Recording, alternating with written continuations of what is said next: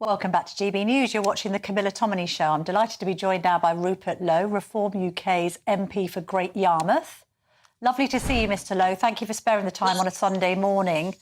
Priti Patel has suggested that Parliament be recalled over this unrest that we're witnessing across the streets of Britain. What do you think about that? I mean, we've got nobody from the government on the round today on my show. Keir Starmer's apparently going on holiday this week. I know you've had quite a tough few weeks because you've been fighting an election campaign, and congratulations on your election. But don't we need our elected representatives now here, back in Parliament, dealing with what seems to be a summer of discontent? Well, I think it's a very fair question, Camilla, and I do think that Starmer's misreading the room. I think a lot of this sort of accusation of it being a far-right sort of issue is wrong. This is an issue that originates with Tony Blair. He and his, as I call them, the four horsemen of the apocalypse, Mandelson, Campbell and Brown, they basically have undermined the British Constitution. They effectively have laid heffalump traps like the ECH. Well, the ECHR is embedded within the Human Rights Act, the Equalities Act, and effectively what they did was open the floodgates to effectively divorcing the relationship between the directly elected MPs and the people. And what you've now got is loads of quangos which have been disintermediated between us, the elected MPs, and we are the elected part of government. Effectively, in 1688, one of the greatest moments of British history, we embedded all this in the Glorious Revolution and the Declaration of Rights. So this has all been undermined by Blair. You've got to look at the root causes of what's causing this. And I put out a tweet this morning. Obviously, we want peaceful demonstrations. We don't want people to be violent. But the police have got to police everybody equally and fairly, and they've got to apply the same rules to every part of our society. So I think this is a crisis of the elites making. It started with Blair, and it continued under the Tories, under May, under Boris, with an 80-seat majority. He singularly failed to deal with these issues that Blair and his mob had put in place.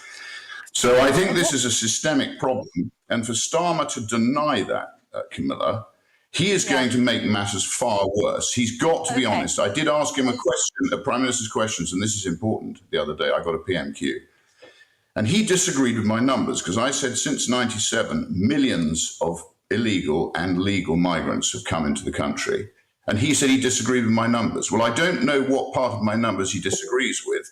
But conservatively, 10 million and arguably 13 million people have come into the country since then. And often they're not integrated. But that has happened. I mean, I appreciate what you're saying about Tony Blair sort of initially opening our borders and that we've had those numbers coming in, but they are here now. So what is the solution? Because presumably, Mr. Lowe, you're not suggesting that you send people home who've got settled status here. I didn't say that, Camilla, but what I am saying is that people who come here need to respect the fact that we are a Christian country. We have our own laws, we have our own history, and at the end of the day, I'm afraid a lot of them are not integrating into our society. They don't like our society, they don't like what we stand for. And what we've got to do is, if people are going to come here, they have to integrate with us. So, how do you make them do that? And police have to police our country fairly and equally, Camilla. Otherwise, we are heading a systemic crisis, and Starmer will not be Prime Minister for very long if that happens. But Mr. Lowe, how do you make people do that? How do you make people integrate? Well, that is a problem that the post-war elite, or the since '97 elite, as you call them, I don't call them elite, most of them don't know which way is up. But the fact of the matter is, Camilla, that they have brought these people in an untargeted way, and it's built up a massive problem. And just look at the sort of plumes of volcanic magma that keep bursting out, whether it's Southport, whether it's Catherine Burble Singh, whether it's people stealing Rolex watches and being let off, whether it's people who are let off because they can't speak English. No, we have to deal with this and it has to be dealt with fairly and correctly. And they have to remember the fact that people in this country are not racist. They're very fair-minded. They are decent people. But when they get angry, Camilla, they don't stop being angry very quickly because it takes an awfully long time to get them hired. But Mr. Lowe, are you saying that the majority of migrants into this country don't integrate? Because I think we've all got examples in our own lives of people assimilate very well into this country. This is why we are multicultural. We've got plenty of examples of that. So how are you saying that people should integrate further?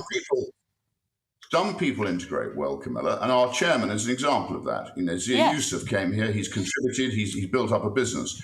But have you been to parts of Bradford? I used to be chairman of a football club. I went to all these places. And you're telling me that's integrated in and accepts the Christian faith? But I'm asking you. And regulations? I'm asking you. I don't know. That's not what you're saying. But Mr. Lowe, I'm asking you for solutions. We can talk about why it's happened, how it's happened. We can blame previous governmental, leaders. We can look at all of that. But I'm asking you, because Kemi Badenoch's identified this idea that people aren't integrating, what would you do to make communities integrate with each other more? Is there religious barriers? The first thing to do, Camilla, which there's no sign of Labour doing, is to stop legal and illegal immigration, severely restrict it, because immigration is a good thing if it's targeted. And as I say, pre-97, Britain knew who we were. We had a very strong economy. We had not much national debt because we'd had Margaret Thatcher. And at the end of the day, you know, we had migration that was manageable, 50,000 give or take each year. And it added to our economy. I guess Zia Yusuf would have been an example of that. But what we're seeing now is we're seeing illegal migrants coming in by boat. And we're seeing the equivalent of a city of Bristol. Net migration was 750,000 people last year. That is a city the size of Bristol each year. That is not sustainable. All our public services are failing as a result of it. Most of our problems emanate from immigration, Camilla. Yeah. And until people there's a lot of immigrants working for our public services as well, though, Mr. Lowe, aren't there? There's lots of immigrants working in the NHS. There's lots of immigrants working on frontline public services. So I appreciate what you're saying about the numbers. We are losing our entrepreneurs. We're losing our wealth creators. 9,000 of them have left this year. They're gone. They're the people who take risk. They build businesses. They employ people. They take risk. They are contributors. And they are going. They can vote with their feet. That's what can happen. They're going to Italy. They're going to Dubai. They're going to all over the world. And why would you blame them? They're being taxed into oblivion. They're being regulated out of sight. You know, give you an example of Tony Blair's legislation, the FSMA, the Financial Services Market Act of 2000. That destroyed our capital markets through the creation of regulators like the FCA, the PRA, originating with the FSA. I've written articles on it. It's destroyed London as a capital markets centre. That's happening throughout our country. And people need to start discussing the real causes of what's going on. But we are discussing it. But Mr. Lowe, hang on a second. We are discussing it. We're literally discussing it on this show. But I still haven't had an answer to you. People who are here legally, first generation, second, third, who you think aren't integrating adequately, what can be done to encourage them to integrate more? I said some people are not integrating correctly in our country. And how do we make them integrate more? How do we make them integrate more? What we need to do, Camilla, is those people who engineered this, Blair, and as you know, Keir Starmer himself has made money out of human rights law. That's what his job was. You know, he actually, I think, was the barrister who fought for effectively benefits for people who came into this country, both legally and illegally, which was a disastrous decision. But look, at the end of the day, he's conflicted. He makes money. He made money out of human rights law, as did Cherie Blair.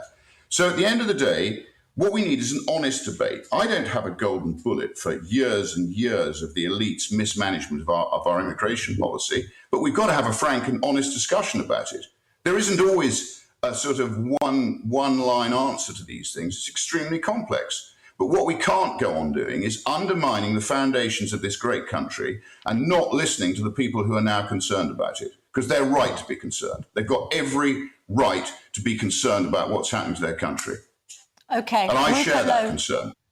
I understand. Thank you very much indeed for speaking so in such a forthright manner. Rupert Lowe, thank you very much.